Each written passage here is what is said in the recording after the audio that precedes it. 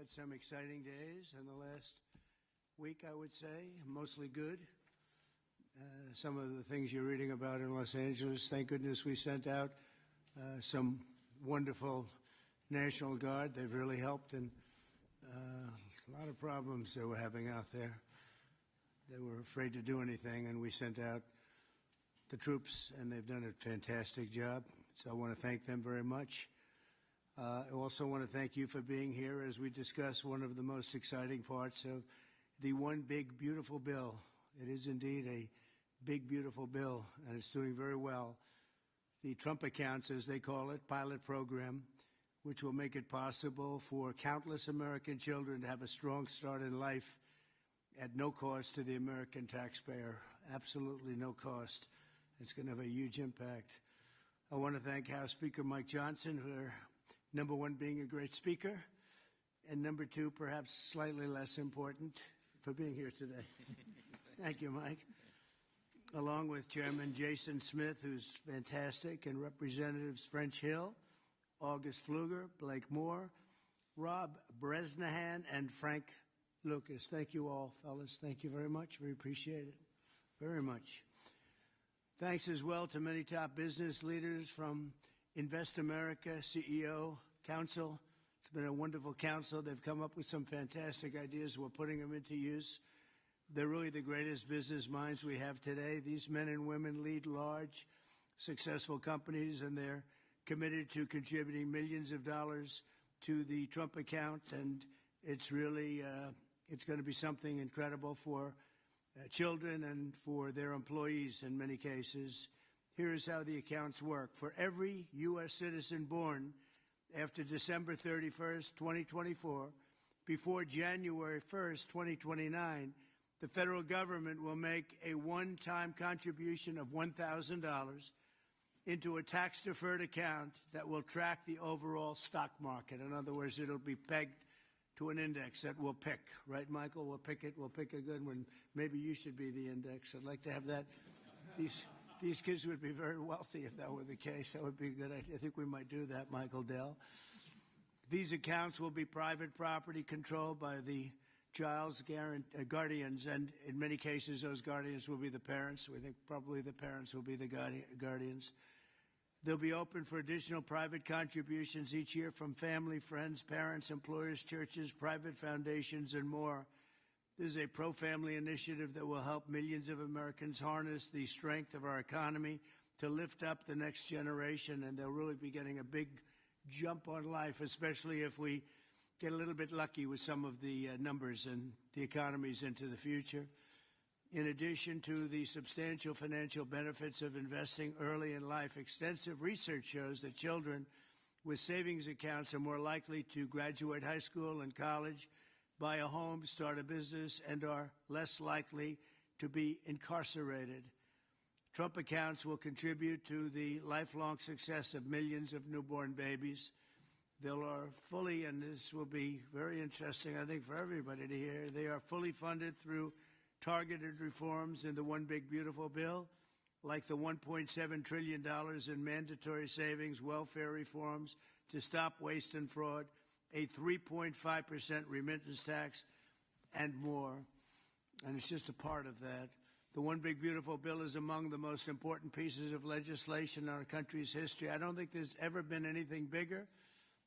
And I think it's going to go down as certainly one of the most important things we'll ever have done.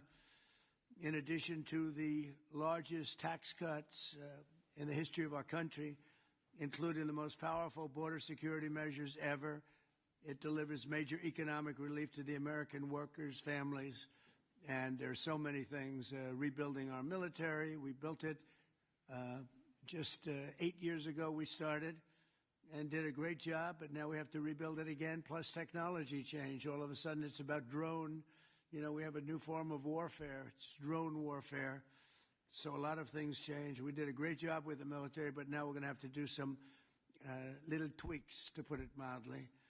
And we'll be doing that, and we have it all nicely funded. I look forward to signing this into law. It's really something that we're having such an opportunity. And I have to say, he's here with us. He's a person that I've admired for a long time.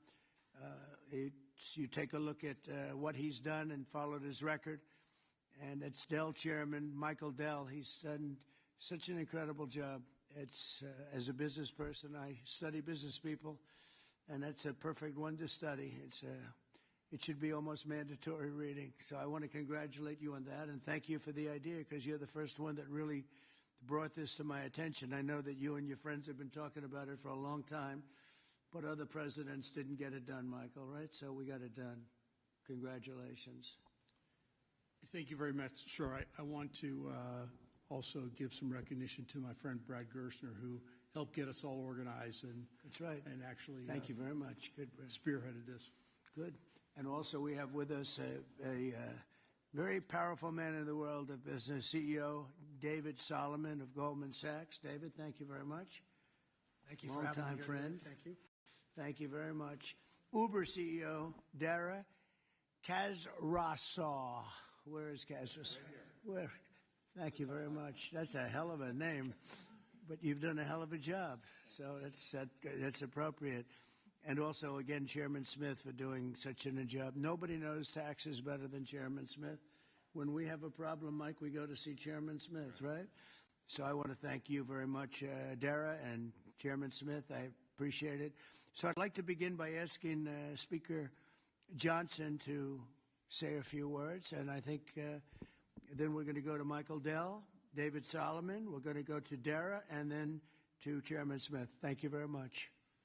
Mr. President, thank you so much for your bold, visionary leadership. It is the key to all of this great success that we are achieving. And the One Big Beautiful Bill, it is not an overstatement to say it will be one of the most consequential pieces of legislation in the history of Congress. There's a lot in here. And by extension, or I would say it is an extension of the figure who I believe will be the most consequential president of the modern era, if not all American history, and that's the gentleman sitting to my left. So I want to thank you for that. Thank you very much. That's a beautiful statement. Huh?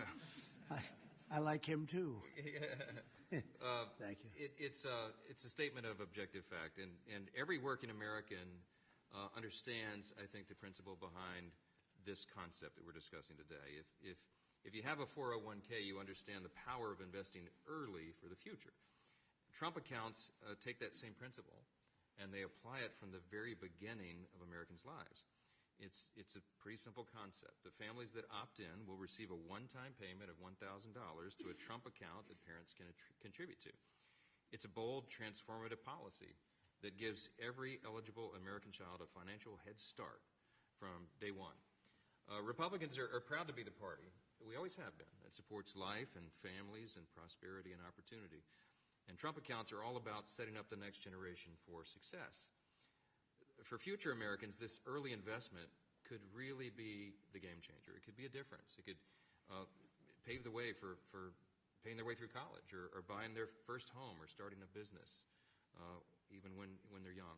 So even $1,000 at birth will put these Americans in a better position than over half of American adults who sadly have no retirement savings at all. So this would be a remedy to that great problem. And it will encourage the free market. It will encourage investment and understanding of capitalism. All these things that we want to foster among the American people so that the economy and individual lives can flourish. Of course, none of this happens unless we pass our One Big Beautiful Bill through Congress. And we have at stake the largest tax increase in American history if we fail to deliver. And we will not have this rocket fuel to the U.S. economy, and that's why this is so very important. Passing this pro-growth legislation will help every single American. From Trump accounts, this is one of the components of it, to eliminating taxes on tips and overtime, to reducing red tape on Main Street. And the One Big Beautiful Bill is going to drive prosperity. It's going to create jobs across the country. It will make all boats rise. Wages will go up. Job participation levels will go up. We'll have more opportunity, more economic opportunity for more people. So you can climb up that ladder to the next step. The typical family with 2 children is going to see their take-home pay increase by up to $13,300 a year. That's real money to real people. This legislation is geared for hardworking Americans, and it is going to help everybody. And we are excited to deliver it. It can't happen soon enough. We are very close now to that finish line. After about 14 months worth of work that's gone into this, we're excited that we're almost there. Mr. President, thanks again for your leadership, to all the great leaders around this table for all that they invest to our economy and our country and its government. And I will, as we say in the House, I'll yield back. Thank you very much, Mike. I appreciate it. And again, for a great job. Thank you very much. Michael, please. Thank you so much, Mr. President. I believe this is an incredible moment for all of us here today, and it's wonderful to be with some of the leaders of the most successful companies in the world as we come together to invest in the future of our country. We see the Invest America Act and the establishment of these Trump accounts as a simple yet powerful way to transform lives. Decades of research have shown that giving children a financial head start profoundly impacts their long-term success. With these accounts, children will be much more likely to graduate from college, to start a business, to buy a home, and achieve lifelong financial stability. Dell Technologies is proud to be one of the very first companies to support the Invest America Act, a bill that provides every child with a $1,000 seed investment account at birth. This is a straightforward step with enduring benefits. Following your inspiring lead, Mr. President, Dell Technologies will match the government's contributions, dollar for every child born to a Dell team member. This isn't just a new benefit. This is an investment in our people, their families, our communities, and America's future. And it embodies our core belief that opportunity should begin at birth. My wife, Susan, and I, also through our family foundation, have been closely studying the Invest America Act. And assuming that it becomes law, we expect to make a very significant gift. We view this initiative as a powerful platform for philanthropic innovation aimed at helping children thrive wherever they come from, particularly those families who have been historically left behind. Mr. President, you articulated it perfectly. These Invest America accounts will give every new American child a genuine opportunity to participate in history's greatest engine of economic growth, the American economy. The funds in these accounts invested in American enterprise and innovation will grow over time into substantial nest eggs, providing support for education, home ownership, and starting families. The ability of families, friends, benefactors, and employers to match the government's generosity amplifies the life-changing potential of this initiative. Thank you, Mr. President, for your visionary leadership on this critical issue. These Invest America accounts will profoundly impact countless young Americans, ensuring they truly benefit from what Abraham Lincoln described as the right of every American, the right to rise. Thank you. Thank you very much, Michael. And we really have come a long way since you came to see me about 6 months ago with your beautiful wife. We had a nice talk. I said, that sounds pretty good. Let's think about that.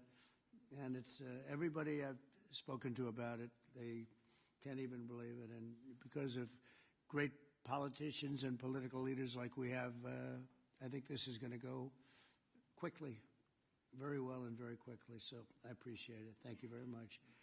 David Solomon, please. Thank you, Mr. President. I'm thrilled to be here with everyone and excited to participate in this important and timely discussion. I'd also like to acknowledge the efforts of so many in Congress on this very significant issue, and in particular the members here, and particularly the leadership of Senator Cruz and Representative Moore, who have played a big role in helping drive this forward. We also wouldn't be here today without the leadership of Brad Gerstner and Michael Dell in really having the vision, the energy, the passion, the commitment to help move this forward. So thank you both. There are many reasons why the United States has the largest and most dynamic and most innovative economy in the world. But one of the most important is the fact that our system of democratic capitalism incentivizes a culture that does not penalize people for taking risks. In fact, it incentivizes people to have a vision, to go out and attract funding that's necessary to make their vision a reality. It is no mistake that many of the most important and innovative companies in the world today started in a parent's garage or on a college campus or in any one of a number of unlikely places in the United States. One of my worries is that our current and future generations of young people don't fully appreciate and aren't as educated as well as they can be on markets and capitalism. And while capitalism is not perfect, it helps fuel the American dream. This initiative gets at the core of binding those future generations to the benefits and the potential of America's great companies and markets. Early childhood investments have far-reaching benefits, and Goldman Sachs is proud to support this initiative. This is an exciting opportunity for public-private partnership and for both communities and companies to invest in young people, the future of America. Once we see the Invest in America Act signed into law, Goldman Sachs would be excited to further support this Invest in America initiative. We believe passionately in our capital markets. They are an enormous competitive strength for the United States, and we know that our economy's future vitality is dependent on young people understanding the power of investing for the long term and sharing in the benefits of ideas that bring value to the lives of people around the world. Thank you, Mr. President, for helping drive this forward, and I look forward to continued partnership on this effort. Thank you very much, David. Dara, please. Thank you. Good afternoon, everyone. Thank you, Mr. President, for hosting us here today. It's an incredible honor to be here in a place that symbolizes the very opportunity that has defined my life. Thank you, Brad. Thank you, Michael, for your vision. We all strive to build something that lasts, and the Invest in America Act is a legacy that is going to last for generations. President Trump, thank you for your leadership. Your support is going to turn this powerful idea into powerful reality for millions of young Americans. Now, I was 9 years old when I came to this country. My family arrived in America having fled the Iranian Revolution. We had lost everything that we had built. But we gained something far more valuable here. We gained a chance to rebuild again. We had a close-knit family, we had access to world-class education, and we had the one thing that fuels every American dream, and that's hope. So what if we could bottle up that hope? What if we could give that same power of hope, real, tangible hope, that comes from having a stake in your own future and a stake in the best companies in the world, to every single child that's born in this country? That's the promise of the Invest America Act. It's not just an account, it's a launch pad. It puts the unstoppable engine of compounding to work for our kids, building a future for them from day one. This mission is personal to me, and it's core to us at Uber.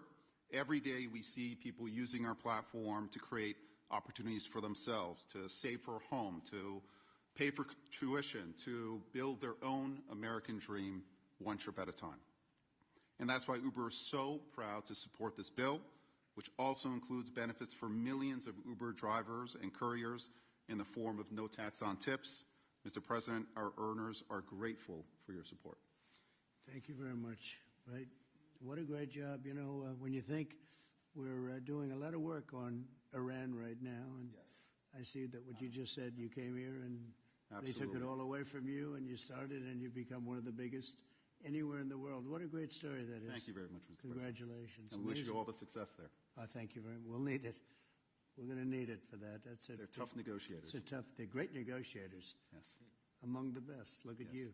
Thank you very much. Thank you. Appreciate it, Dara. Jason, please. Thank you, Mr. President. I want to first start off by thanking you for your leadership, your vision, your commitment to workers and families throughout this country. The One Big Beautiful Bill would not have been possible without you. And it delivers the largest tax cut in U.S. history, the largest mandatory spending cuts in U.S. history, the most significant welfare reforms in U.S. history, and the largest one-time investment in border security. So it's things to be extremely proud about. Representing Southeast Missouri, I'm extremely proud about how you're delivering for working families. No tax on tips. A waitress like the waitress in Nevada that talked to you about no tax on tips, and the other 4 million tipped employees in the country, they will see an extra $1,700 in their paycheck because of the no tax on tips. That's significant for someone who's just trying to put food on their table and clothes on their backs. The linemen working overtime to restore power will get an additional $1,750 into their paycheck. Seniors will get $72 billion in tax cuts. The Trump investment accounts will be a game changer for new parents, even before their newborn baby can walk or talk. Their child will have money saved to one day learn a trade, start a business, or to buy a home. Every child born under this policy will have a better shot at a future. It does not matter if they live on a city block or on a county road. This will make a significant difference to their lives, and it's because of your leadership, Mr. President, and we say thank you. Well, thank you very much, Jason, and hopefully we're going to get that through, and we have a certain date picked out, an ideal date. If it takes a little longer, that's okay, but ideally we're going to get by a certain date. And again, I think it's one of the most important pieces of legislation we've ever had before us and that the country's ever had. I'd like to ask, if I might, Brad Gerstner, one of the most successful people in our country. I'm a friend of Michael very much, and Michael has great respect. And if you don't mind, Brad, I'd like to say a few words, please. Thank you. Well, first, it's a great honor and privilege to be here. We wouldn't be here without your leadership. And for me personally, to be here with my son, Lincoln Gerstner, happens to be named after the gentleman over your right shoulder. Where's Lincoln? Well, he's good looking. He's much better looking than you. What happened? You know, hey, we all want our kids to be better than ourselves. But it was around our small kitchen table that this idea was really born. I started off like Jason Smith in a small rural town in Indiana. My dad had lost everything in 1978 trying to start an auto parts company, and the Japanese were tearing apart our auto industry. We had double-digit interest rates and inflation. Our family mortgaged the house to keep the company going and ultimately lost everything. So I know a little something about starting with nothing. And I know what it felt like that first time you had a little skin in the game, where you thought you had a shot. You went from nothing to something. And like Dara said, that is the great story of America. The promise that there's mobility, the promise we can move up that ladder. But today, we've moved to a society of dependency, right? I saw somebody answer the White House's tweet on this today by saying the answer to socialism is more capitalism. This is more capitalism. This is aligning every child in America with the upside of free markets and the benefits. And that is your Main Street agenda, Mr. President. No tax on tips. That doesn't help rich folks. That helps the people who feel left out and left behind. No tax on overtime. No tax or deduction on Social Security. And the Trump accounts, right, that everybody in this room are here and we've been working so hard on but would never come to fruition without your leadership. Those will change the game forever. It makes America an ownership society again, because all of those kids will see the benefit of compounding. If you start with $1,000 and $750 is added a year by parents, grandparents, by churches, by the companies in this room who will all contribute to the accounts of the kids of their employees, by the great philanthropists in America. I think $750 is a low estimate per year. I think so. But if you do that, by age 18, Mr. President, these are worth $50,000. By age 30, they're worth $175,000. And if you do it every year of your life, at age 50, they're worth $1 million. You are giving the shot for every American to feel like they're in the game again, part of America with that economic mobility, that dream that led Michael Dell to start Dell Computer in his dorm room, Dara to feel like he had a shot after coming here from Iran, and a couple poor kids from Missouri and Indiana to make it to where we are today. So thank you for your leadership. This would not happen without the reconciliation bill and the work of the many in this room, but spearheaded by the Speaker and Jason Smith, the big, beautiful bill. This is the vehicle to get the Invest America Act passed. So thank you, sir. Well, thank you very much, Brad. Great job. And nobody knew I was going to call you. He might have done the best job of the group. Got to think about that, Mike. Good recommendation, Michael. Does anybody have any questions? I think it's something that's really got to be talked about, because it's somewhat of a miracle that we're close to pulling it off. Please. What's the latest estimate on when you think the big, beautiful bill will pass? We put Independence Day as a self-imposed deadline, and we certainly hope, I believe, we can still meet that. It's up to the Senate. The bill's in the Senate's hands now, but spoke with Leader Thune as recently as last night. He's feeling very optimistic. You see the Senate going through the same deliberations we went through in the House, except we had 14 months to do it. They've got a truncated time period to get that done. But as you all know, I've encouraged my dear friends and colleagues over there, don't modify it too much, because we've got a very delicate balance that we reached, and it took us a long time to get there. And we don't want to upset that balance too much. So they're putting their fingerprints on it. I hope it'll be a light touch, and they'll send it back, and we'll get this thing done and get to the President's desk. And really, we have tremendous spirit. I've never seen anything like it. There's just an unbelievable. We'll always have a couple of people. I don't want to use the word grandstanders. I'd never use such a word, but you'll always have that a little bit. But maybe you won't even have that. Who knows? There's tremendous spirit for this bill.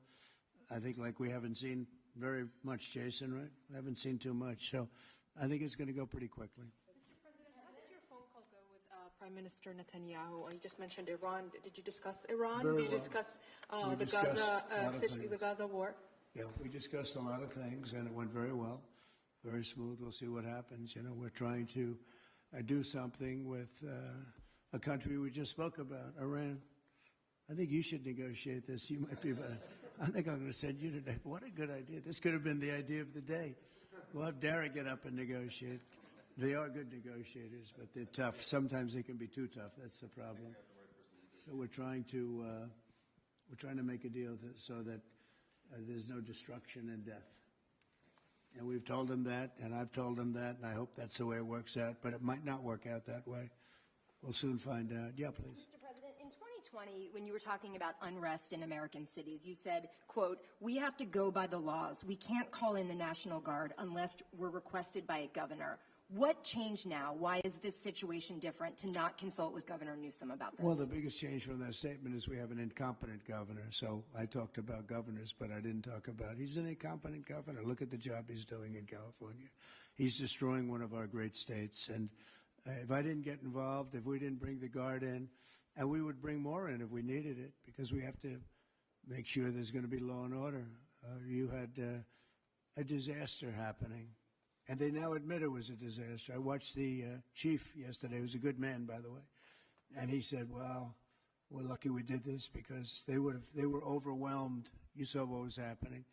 So we did the right thing. Everybody agrees to that.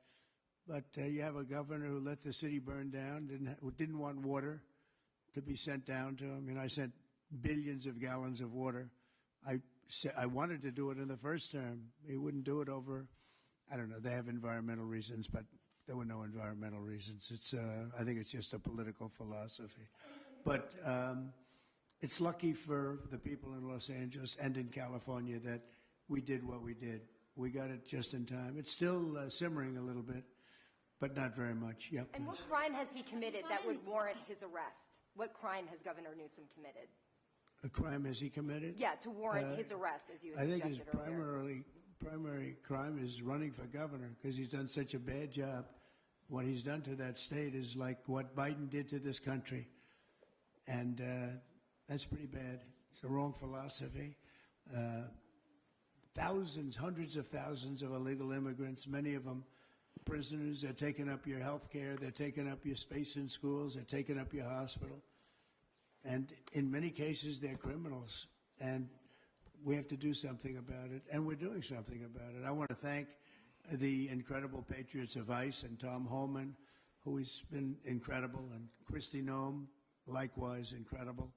The job they're doing, and it's like an unforced error. There was no reason for this.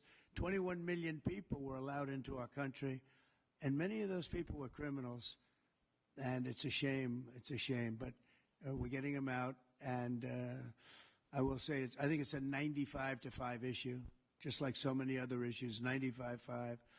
And the Democrats lost an election in a landslide because they're on the wrong side of the issues. I mean, it's not even conceivable that somebody would do the kind of things that he did. And then, you talk about projects. They want to build a train going from San Francisco to L.A., and it's costing hundreds of billions of dollars more than they thought it was going to cost. It's not even believable. To Brad and to people sitting here, would you believe that a train it was going to cost X dollars, and it might be 100 times X. Would have paid for this for about 50 million American children. You're right. 50 million American children instead of a 3-mile train track that never got built. We could have put Lincoln in charge with no experience. He would have done a good job. I guarantee you that. All right, please, Peter. Mr. President, have you gotten an update from your Peter. negotiating? Thank you, President Trump. So it seems like Gavin Newsom likes the attention that he's getting right now from I do. you. Yeah, I think It he seems does. like he does. If you look at recent history, somebody who was running for president, you, who got arrested and had a mugshot, you could make the argument that politically that wound up helping you. Are you worried at all at this moment that talking about him getting arrested could be helpful to his political prospects? Because a lot of people think he wants to be sitting right where you are. Well, in my case, it was a witch hunt, and everybody knew it. And I was able to explain that during the process. Otherwise, I wouldn't be sitting here right now. And it was a total witch hunt. It's proven to be a witch hunt, and you see what's happened. In his case, it really is very obvious. You look at what's happened between the fires, I could name 10 things right now. We talk about the trains. We talk about all of the costs in California. You talk about all of the people that are flowing in, destroying life for everyone else. So, no, I don't think it's going to help him. I think it's actually very bad for him. And right around the time that we were walking in here, the governor and the state attorney general said that they're going to sue you for sending the National Guard in. They're saying there's no invasion, there's no rebellion. The president is trying to manufacture chaos and crisis on the ground for his own political ends. Federalizing the California National Guard is an abuse of the president's authority under law. Well, But- you know, it's interesting. You watched the same clips as I did. Cars burning all over the place, people rioting. And by the way, we stopped it. We were able to make it much better, but it still looked pretty bad. And in watching clips last night, people were saying this is really a big problem. And until we went in, if we didn't do the job, that place would be burning down just like the houses burned down. They were in big trouble last night, Peter. You know it. And the night before, and the night before that. And I feel we had no choice. I don't want to see happen what happened so many times in this country. I watched Minneapolis burn. Look at what happened in so many different parts of California. You take a look at what happened in San Diego. There's so many different places where we let it burn. We want to be politically correct. We wanted to be nice. We want to be nice to the criminal. And what you're doing is destroying the fabric of our life in this country. No, we did the right thing. We've been given credit by people that I would least suspect. Why I would say that some of the people that came in and said, thank goodness, they said, some of them, thank God that Trump got involved. And I'm very happy I got involved. And I think Gavin, in his own way, is probably happy I got involved. Yeah, go ahead, Peter. What do you make of the fact that he says you want a civil war on the streets of America? No, it's just the opposite. I don't want a civil war. Civil war would happen if you left it to people like him. And I liked him. You know, I always got along with him. Never had a problem with him. But he's grossly incompetent. Okay. London. Have you gotten an update from your team in London negotiating? What? Louder. Have you gotten an update from your team in London negotiating the China trade talks? We are doing well with China. China's not easy, just like your home country is not easy there. I think we're doing very well. They're over there now. I'm only getting good reports. It's a little early, but they'll be calling in soon. In fact, probably when I get back, I'll have my first call from them. We want to open up China, and if we don't open up China, maybe we won't do anything, but we want to open up China. It'll be a great thing for China, a great thing for the rest of the world. Are you willing to lift export controls when it comes to China? Did you give your negotiators any sort of limitation? We're going to see. Look, China has been ripping off the United States for many years. Nobody charged them 10 cents. No president had the courage to charge China for whatever reason. They didn't want to do it. I took in hundreds of billions of dollars. I put on tariffs on China when I got in first term. And we took in hundreds of billions of dollars. And then I did it again, but I did it for a lot of others. If you look at the stats, the deficit last month was cut in half. everybody was shocked. I wasn't shocked. I think a lot of the people at this table weren't, because they saw the billions of dollars that were pouring in, and the tariffs hadn't even started yet, just about. They were in cars. They were in some countries at a very minor level. And we cut the deficit in half, and it was a big story a couple of days ago. They said, I don't believe, one of the announcers on a business network went wild, said, I can't believe these numbers. Those numbers are good. The numbers are going to be very good. I think we're going to have a great 4 years. You know, we had the greatest economy in history during my 4 years. I think this one's going to blow it away. Yeah. Mr. President, Go ahead, please. do you have a message for Greta Thunberg, and did she come up on your call with the Prime Minister today? Well, she's a strange person. She's a young, angry person. I don't know if it's real anger. It's hard to believe, actually, but I saw what happened. She's certainly different. Anger management. I think she has to go to an anger management class. Do you That's think my she was, primary recommendation for was her. she kidnapped by Israel, as she says? Was she I kidnapped? find it. I think Israel has enough problems without kidnapping Greta Thunberg. And secondly, are you going to Is get... that what she said? She was kidnapped She by did Israel? say that, yes, sir. Are you going to get rid of the Tesla and the Starlink service that you have here at the White House? No, I haven't heard that. I mean, I may move the Tesla around a little bit, but I don't think we'll be doing that with Starlink. It's a good service. Where are you going to move it to? Move it around, what do you mean? I have a lot of locations. Actually, about the Tesla. I had so many locations, I don't know what to do with them all. About the Tesla, did you ever see Elon Musk get physical with the Treasury Secretary? No, I didn't. And I tried to They ask... did have an argument, but I didn't see. I didn't see a lot of physicality there. And there was this New York Times report that he did not want to talk about, Elon Musk, that alleged that he, towards the end of his time in the White House, was blurring the lines between recreational use of drugs and medicinal. Do you think he ever had drugs here at the White House? I really don't know. I don't think so. I hope not. Look, I wish him well. You understand. We had a good relationship, and I just wish him well. Very well, actually. Yeah. About aid in Gaza, you mentioned now the flotilla. Do you have a response at all about Israel intercepting this boat? And can you give us an update on what's happening to the entry of aid into Gaza right now? We've had people being shot by Israeli forces who are trying to get aid from the Gaza Humanitarian Foundation. Yes. Gaza right now is in the midst of a massive negotiation between us and Hamas and Israel, and Iran actually is involved. And we'll see what's going to happen with Gaza. We want to get the hostages back. That's all I can tell you. Yeah, please, in the back. I can go back to California briefly. You had said yesterday when asked by reporters that it was not an insurrection taking place, but then on Truth Social a bit later, you had said they were insurrectionists. After what you've seen You're now... talking about in L.A.? Yes, sir, in L.A. I wouldn't call it quite an insurrection, but it could have led to an insurrection. I mean, that was a lot of harm that was going on last night. I watched it very closely. And it was amazing that the job that the National Guard did. And by the way, the police were working very hard also. But, you know, the police are given instructions to be politically correct. I said, no, you don't have to be politically correct. You have to do the job. And on Elon Musk, do you plan to speak to him on the phone anytime soon? I know some... Which one? On Elon Musk, do you plan to speak to him on the phone anytime soon? I haven't really thought about it, actually. I would imagine he wants to speak to me. I would think that. If I were him, I'd want to speak to me. And maybe he's already called. You'd have to ask him whether or not he's already called. But I'd have no problem with it. Well, I don't want to say that, but I would imagine he'd want to talk to me.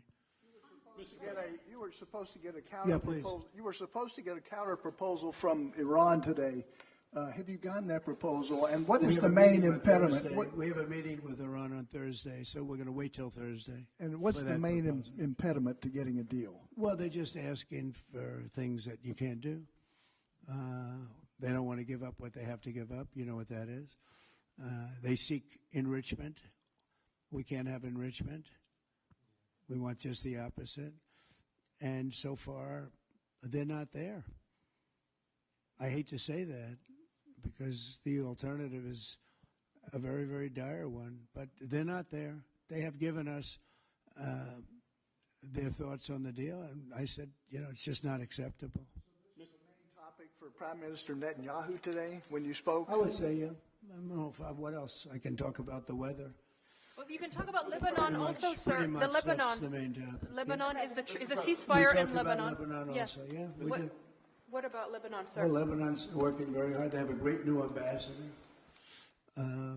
that I put there, a man I know very well. He's very smart. I didn't even know he was Lebanese. And I said, why would you want Lebanon? He said, I was born there. I love it. I love the people.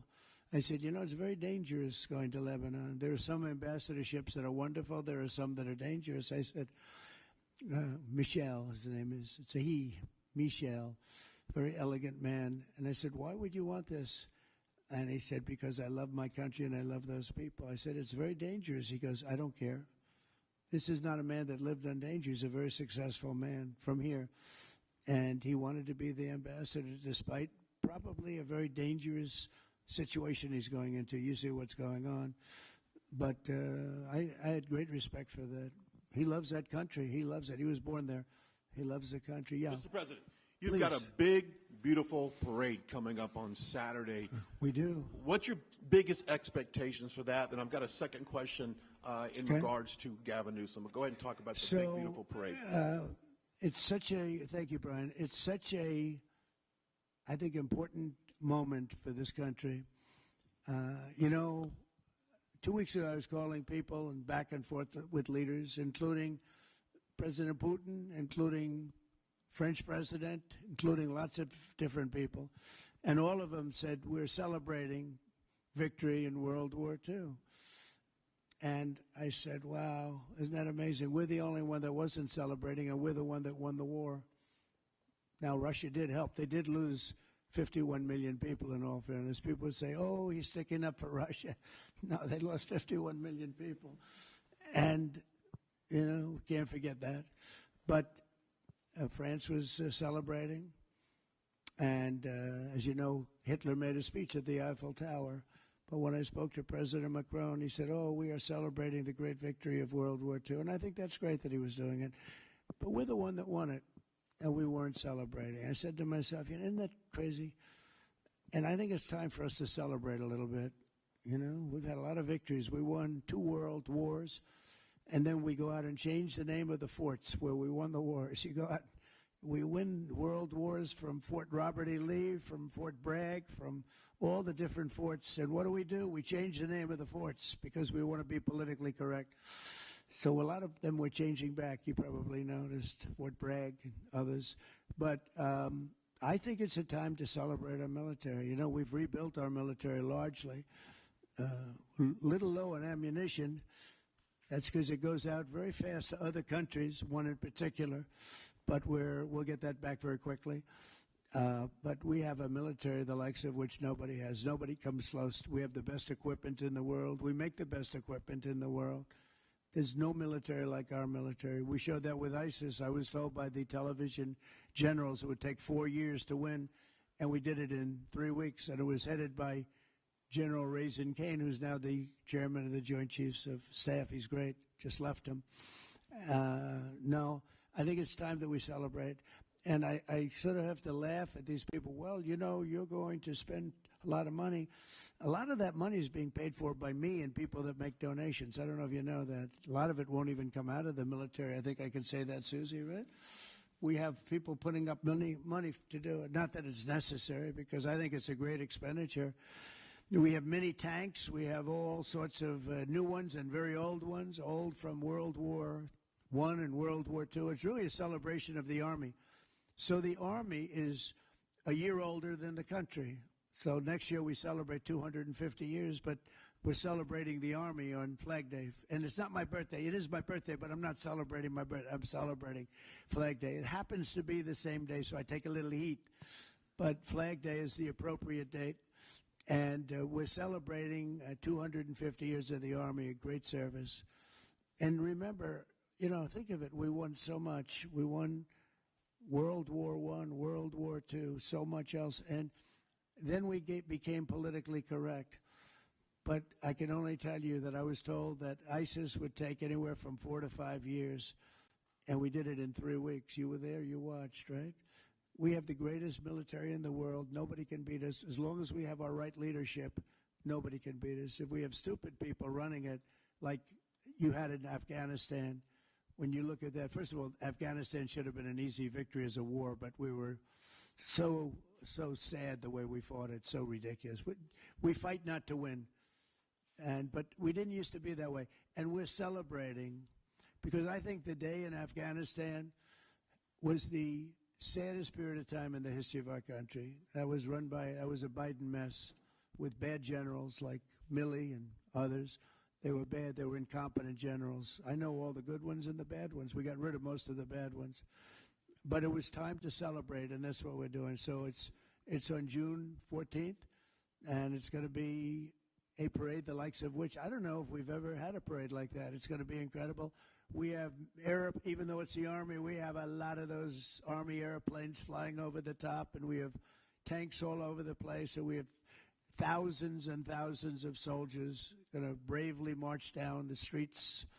It's going to be a beautiful day, I think, and we're going to celebrate our country. You spoke of leadership, and real quickly, speaking of Gavin Newsom, is he the right leader for California, considering how massive their economy is and all these U.S. investments coming in? Is he the right governor and leader for the future of California and for U.S. investments? I don't think he is. I mean, I think he's done a terrible job. And, you know, he's a guy, I always got along with him. You look at his past statements about me. I was a great president. I always took care of California, you know, all that. But I'm just talking on results. You look, you know, here's the advantage of beautiful weather, maybe the best weather of any state when you think about it. Beautiful weather, beautiful ocean, beautiful everything. You have all the advantages, and he didn't take advantage of that. And he's let people come in by the millions who are overrunning your hospitals, your education system, and your police. Your police are being overrun. Look at what's happened.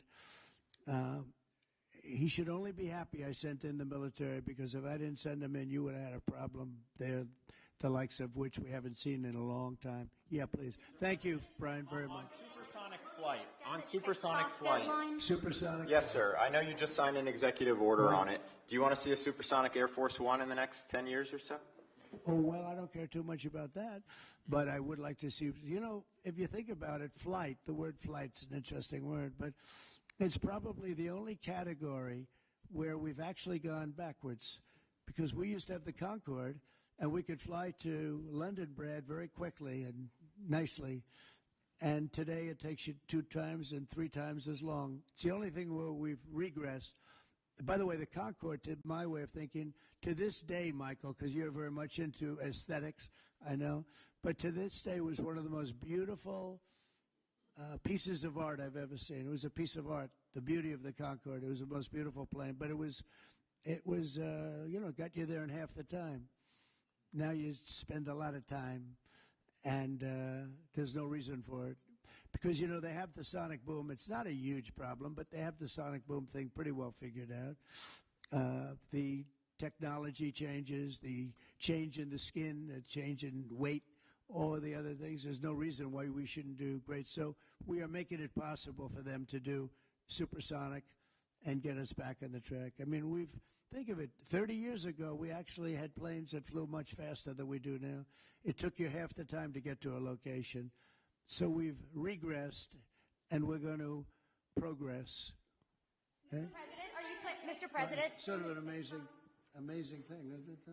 We've gone backwards. On Wall Street, they haven't done that. If Goldman Sachs was like that, you wouldn't have Goldman Sachs anymore. Mr. President, are you planning to deploy Marines? Are you planning to deploy Marines in California to address the situation in Los Angeles? Are you going to deploy Marines in California? We'll see what happens. I mean, I think we have it very well under control. I think it would have been a very bad situation. It was heading in the wrong direction. It's now heading in the right direction. And we hope to have the support of Gavin, because Gavin's the big beneficiary as we straighten out his problems. I mean, his state is a mess. And I'd like to get somebody involved in the rail, because, look, personally, it should have never been built, because you can fly there for $2, and what are you doing? They're doing that. You could drive. You could do lots of different things. You know, if they did a study, if you gave every passenger the finest limousine service in the history of our world, the most expensive chauffeur-driven, white-glove limousine service back and forth, we would have saved billions of dollars as opposed to building this monstrosity that's going up. And I've never seen anything. You know, I've seen cost overruns. I'm a I'm a person, I've always done well on cost overruns. I don't have them. But I will tell you, I have never seen cost overruns. You see them where they're 20% more, 50%, 100% more. These are thousands of percent. Nobody even knows. They have no idea. And it was supposed to be from San Francisco to Los Angeles. Well, they just made it way outside of Los Angeles, where it's stopping in the middle of, I don't want to say nowhere because I happen to like one of those little cities very much, but it's way short of the destination. And our government is saying, you know, why are we involved in this thing? It's been handled so badly before him, but he really blew it. So, you know, all right, one more question. Speak to any of the discussions that were had there and the purpose of that retreat, your time at Camp David. What? Your time at Camp David, can you speak to what discussions were had there and the purpose of that retreat? Well, I don't want to speak to discussions. I mean, I told you what we were there for a little bit. We had discussions on many topics. We had a group of people, a large group of people, including generals and admirals and lots of others. And all I can say is our country's in great shape. We're in great shape economically.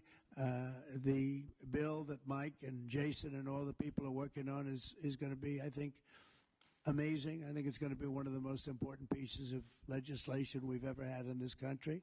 It's going to do things that you wouldn't believe. We're going to, you know, I have a very simple phrase. We ran an election on very simple words: make America great again. That's what we're doing. We're making it great. We're making it safe. We're making it beautiful. And we're making it very wealthy again. You know, wealth is okay. You need wealth to take care of lots of other people. We have to make our country better. It has to heal from 4 years of abuse. Our country was abused badly by a very incompetent person and a group of people that weren't incompetent, but they were radical left lunatics. And they ran the country with an auto pen.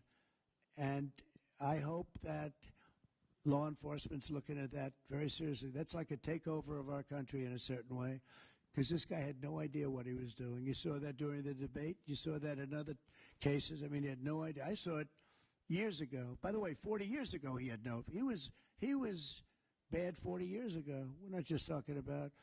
And they always like to say age, but it's not age. I know people 88, 89, 92. Bernie Marcus, who just passed away, was 95. I spoke to him a year before. He was 100%. It's not age. It's something else. But whatever it is, you can't have that in this country.